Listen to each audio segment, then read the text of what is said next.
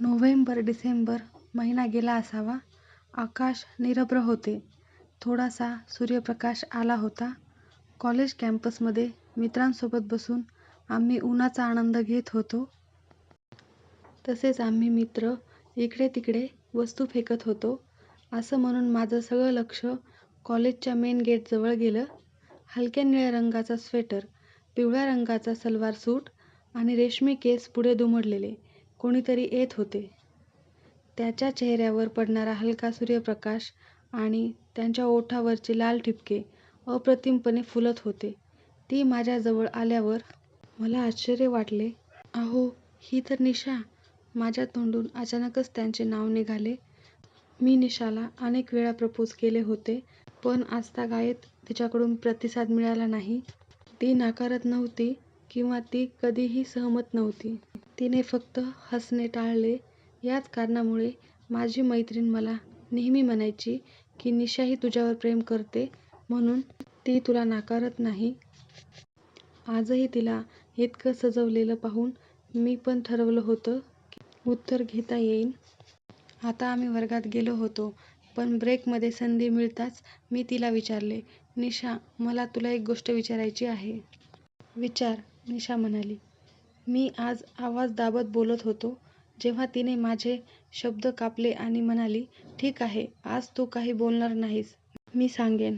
हे ऐकून माझ्या हृदयाची धडधड वेगाने सुरू झाली. संपूर्ण शरीरातून वीज गेली. पण तिचे म्हणणे ऐकून माझ्या आनंदाला पारावार उरला नाही. आज माझ्या आयुष्यातील सर्वात सुंदर क्षण होता, ज्याची मी वर्षानुवर्षे वाट पाहत होतो, ते मला ऐकायला मिळाले. "माझं तुझ्यावर प्रेम आहे," निशा तिचे ओठ माझ्या जवळ आणत बोलली. निशाने माझे प्रेम स्वीकारले होते आणि काही वेळातच आम्ही दोघांनी एकमेकांना मिठी मारली.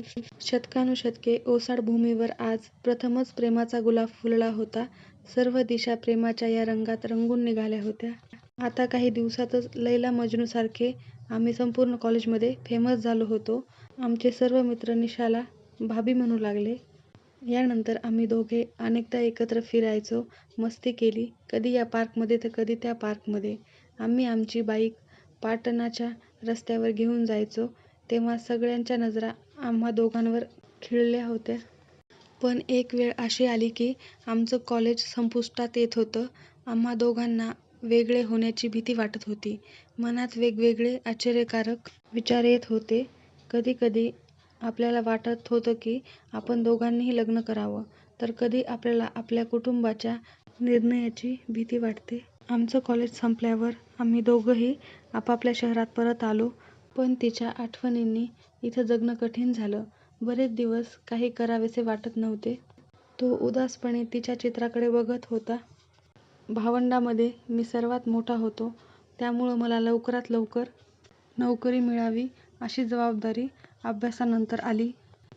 मी सुद्धा माझे कर्तव्य पार पाडण्यासाठी सर्व काही करत होतो. हळूहळू निशाला विसरायचा प्रयत्न करू लागला. दरम्यान मला एका चांगल्या कंपनीकडून नोकरीची ऑफर आली. एवढ्या दिवसात निशा मला विसरली असावी असा विचार माझ्या मनात अनेकदा आला. पण मला वाटायचं की जेव्हा मी तिला विसरू शकत नाही, तेव्हा ती मला कशी विसरली असेल. माझ्या मनाला सगळं विसरून तिच्याकडे जावंसं वाटत होतं, पण जबाबदाऱ्यांनी मला घट्ट पकडून ठेवलं होतं. मी अर्ध्या मनाने नोकरीच्या मुलाखतीला गेलो. मला या नोकरीत रस नव्हता, पण तरीही त्या कामासाठी गेलो होतो. ज्याप्रमाणे नद्यांचे पाणी विचार न करता समुद्राकडे जाते, त्याप्रमाणे मीही विचार न करता जात होतो. आता मुलाखतीसाठी ऑफिसला पोहोचलो होतो. ऑफिसमध्ये मुलाखतीसाठी अनेक जण बसले होते. मी पण माझ्या वळणाची वाट पाहू लागलो. तिथेही निशाच्या आठवणी खात होत्या आणि एका वेगळ्याच प्रकारचा एकटेपणा मारला जात होता. सूर्यास्तानंतर जशी सूर्यफुलाची फुले कोमेजून जातात, तशीच अवस्था निशाच्या गेल्यानंतर माझी झाली होती. मी लोकांसोबत बसलो होतो, पण तरीही इथे मला एकटं वाटत होतं. काही वेळाने माझीही पाळी आली. "साहेब, तुम्हाला इंटरव्ह्यूसाठी आत बोलवलं जात आहे." त्या कंपनीचा एक कर्मचारी माझ्याकडे आला आणि म्हणाला. "ओके" म्हणत मी ऑफिसचा दरवाजा हलकेच ढकलून आत गेलो.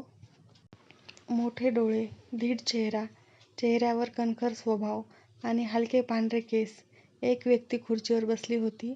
त्याने मला बसण्याचा इशारा केला आणि विचारले, "तुझे नाव काय आहे?" "मी राजू अग्रवाल," मी म्हणालो. यानंतर त्यांनी अनेक प्रश्न विचारले, ज्याची मी पूर्ण आत्मविश्वासाने उत्तरे दिली. त्यानंतर त्यांनी काही विचित्र प्रश्नही विचारली, जसे, "तुमचे वडील काय करतात? तुम्ही किती भावंडे आहात?"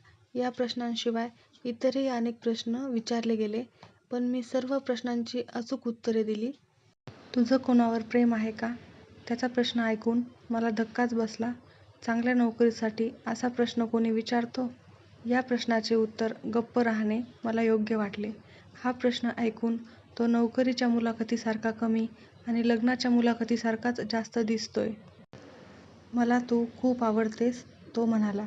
उजव्या हाताने रिंग बेल बटन दाबून कोणाला तरी कॉल केला. "त्यांना मॅडमच्या केबिनमध्ये घेऊन जा," तो आल्यावर त्या माणसाला म्हणाला. मी त्या माणसाबरोबर दुसऱ्या केबिनमध्ये गेलो.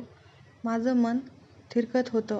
मी मनात विचार करत होतो, मला नोकरी मिळेल की मला असंच परतावे लागेल?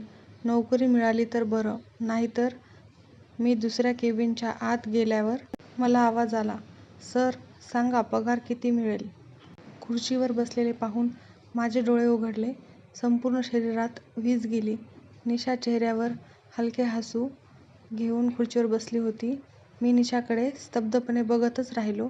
मग ती मला म्हणाली, "सर, तुम्हाला धक्का बसला आहे का?" मी म्हणालो, "निशा, तू? मी तुला विसरलो असे कसे वाटले?" "तुला माझी जितकी आठवण यायची तितकीच मलाही तुझी आठवण यायची," निशाही म्हणाली. मग आम्ही दोघांनी एकमेकांना मिठी मारली. काही क्षण आम्ही कुठेतरी वेगळ्याच विश्वात हरवून गेलो. दिवाळखोर व्यक्तीला त्याची संपूर्ण मालमत्ता परत मिळाल्यासारखे वाटत होते. निशाने सांगितले की तिच्या वडिलांची कंपनी आहे आणि निशानेच मला बोलवून नोकरीची ऑफर दिली.